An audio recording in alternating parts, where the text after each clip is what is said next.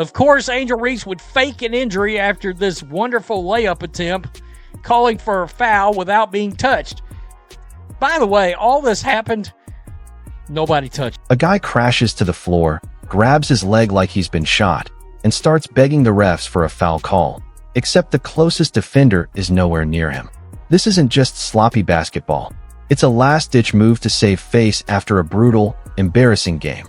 Here's what's really going on. We're watching a pro athlete choose fake drama over actual effort, live in front of millions, with zero shame about it. But if you want to know why this clip is blowing up and why fans are ripping him apart online, forget the fake injury for a second. Look at the cold, hard stats that pushed him into this act in the first place. This wasn't random. It was a planned distraction from a performance that fell apart on paper. And honestly, it says a lot about what's going wrong in this league right now. The Chicago Sky. Chicago Sky are 9-17. 8 points, 3 of 13, 23% from the field. Threw in 5 rebounds, 5 whole rebounds. And the stat line is downright ugly, and nobody in the mainstream media wants to touch it. This team sits at a rough 9-17 right now. In this game alone, just 8 points, 3 for 13 shooting. Read that again, a brutal 23%. This is supposed to be a can't-miss talent, a top draft pick, and he's grabbing only 5 boards while turning the ball over 3 times. That's not a superstar stat line. That's a liability stat line. And when your numbers look that bad, you've got 2 options. Option 1, put your head down, hit the gym, fix your game, and own it like a professional. Option 2, create a distraction. Find someone or something else to blame so the box score isn't the story. And once you dig into how this team handles things, you start noticing something ugly. They'll protect a bad performance way faster than they'll actually call out real dirty plays on the court. I got to say this. Oh, but Caitlin Clark goes 3 of 14. Yeah, she's shooting from 32 foot away, and she's got 3 people on her, and she's getting her eyeballs raked out on a regular basis. Imagine being a player in this league and have your eyeball gouged out twice in 2 years. And not even 2 seasons. I mean, she's missed all those. And here's where it gets really unfair. On one side, you've got a player firing from 30+ feet, getting swarmed by double and triple teams every single night, getting hit in the face, getting poked in the eye more than once, and just playing through it. She's missed games because of real injuries, caused by opponents literally targeting her. No complaints, no theatrics. Just tough it out. Then on the other side, you've got a player who can't finish a wide-open layup, brick shot after shot, and then drops to the floor in fake agony when no one's even close to touching her. Same league, 2 completely different stories, and that gap tells you everything about how skewed the coverage really is. One player is expected to grind through actual physical abuse in silence. The other gets a sympathy headline for tripping over her own feet. And here's the thing. This habit of playing victim the second the scoreboard turns ugly.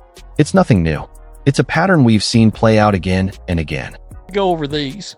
In 2024, she lied about the Chicago Sky being harassed by a very polite reporter asking questions. Yeah, remember that whole race hoax? Oh, we were getting harassed. Oh, and then the video came out and it was like, the hell you were.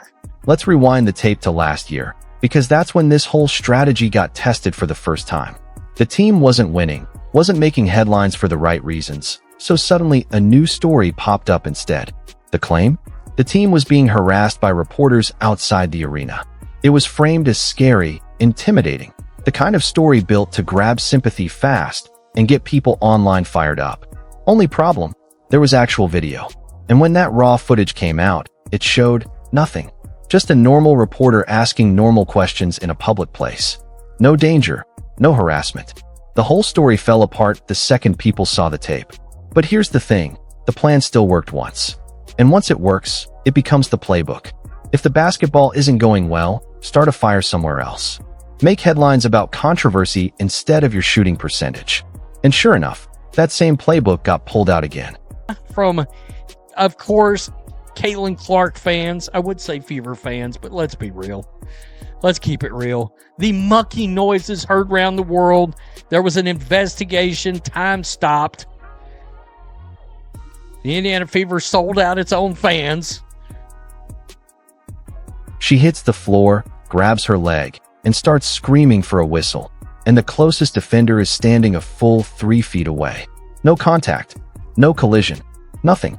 Just a grown professional athlete going down like she's been hit by a truck on national television with millions of people watching. This isn't an accident. This is a script. And once you see the numbers behind it, you'll understand exactly why she needed one. Let's talk stats first, because the mainstream media sure won't. This team is sitting at a miserable 9-17 this season.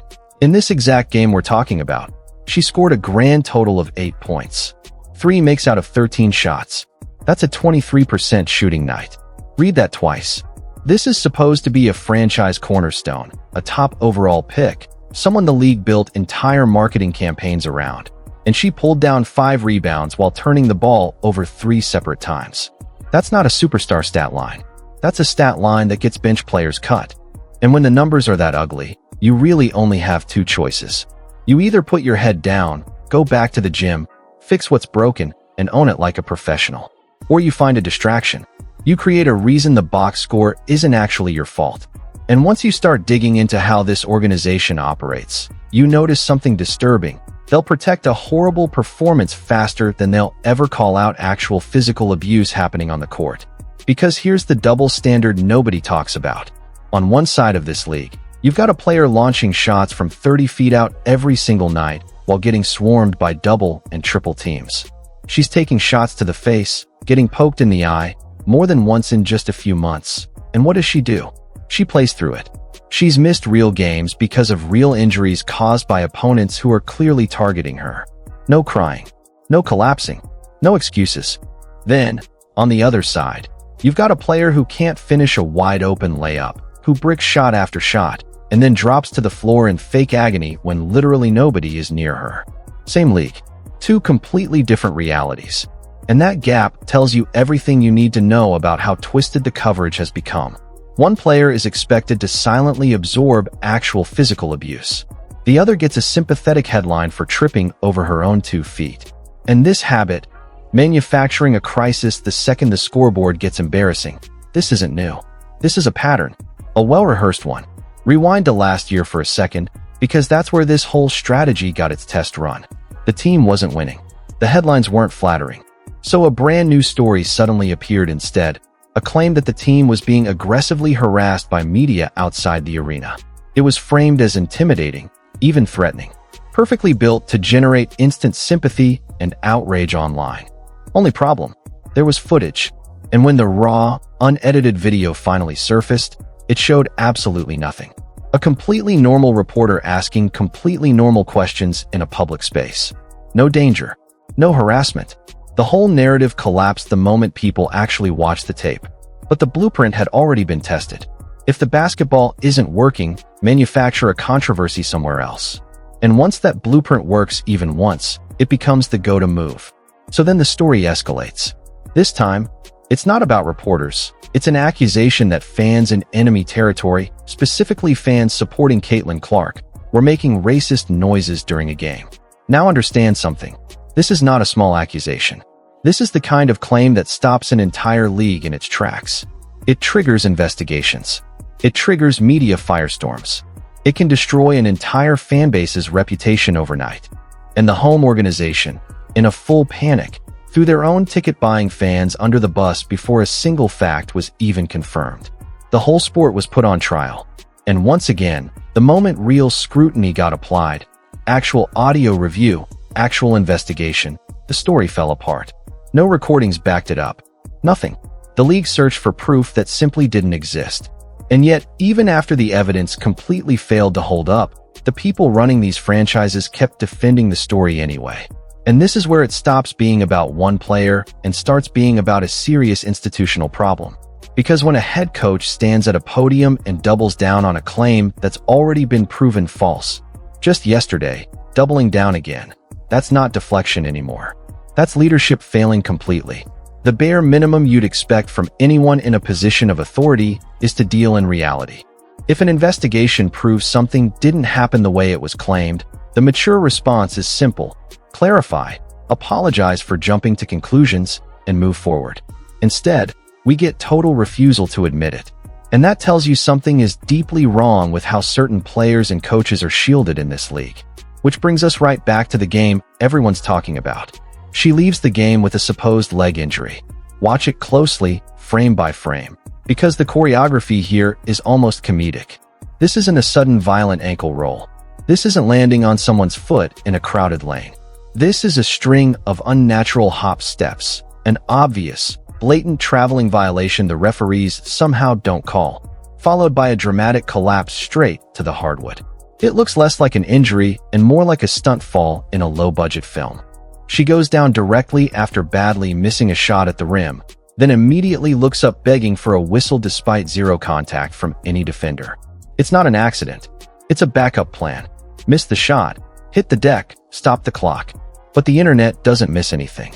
Fans immediately zeroed in on something painfully ironic: her shoes. Her own signature shoe line. The exact sneaker being marketed to fans as elite performance footwear. She's rolling her ankle, in her own shoe, on the same night the brand is being promoted. Think about how bad that looks for the sponsors. If you're faking an injury, or even if it's somehow real, doing it in the shoe you're actively trying to sell people is a full-blown marketing disaster. It raises an uncomfortable question. Is the shoe actually flawed, or is it just being used as a convenient prop for an excuse? Either way, nobody's rushing to buy the sneaker that apparently took down its own creator. And it doesn't stop there. Later in the same game, she blows another layup. Completely normal, missed shot at the rim. And instead of getting back on defense, she suddenly creates contact out of nowhere, undercutting an opposing player and collapsing dramatically to the floor. The reaction looks more like she took a bullet than missed a bunny at the rim. It's theater. Pure theater. A desperate attempt to get a sympathetic whistle to cover up a basic failure to finish at the basket. And when even that excuse runs dry, the online defense gets genuinely bizarre. People start blaming physics. Actual gravity. As if gravity itself has some kind of agenda against this specific player. Stop and think about how absurd that is. You can't blame the defender because nobody was within 3 feet. You can't blame the rim because the shot wasn't even close. So what's left? Blaming the laws of physics. It's the perfect, almost comedic snapshot of just how far some fans and media outlets will go to avoid admitting a professional athlete is simply playing badly.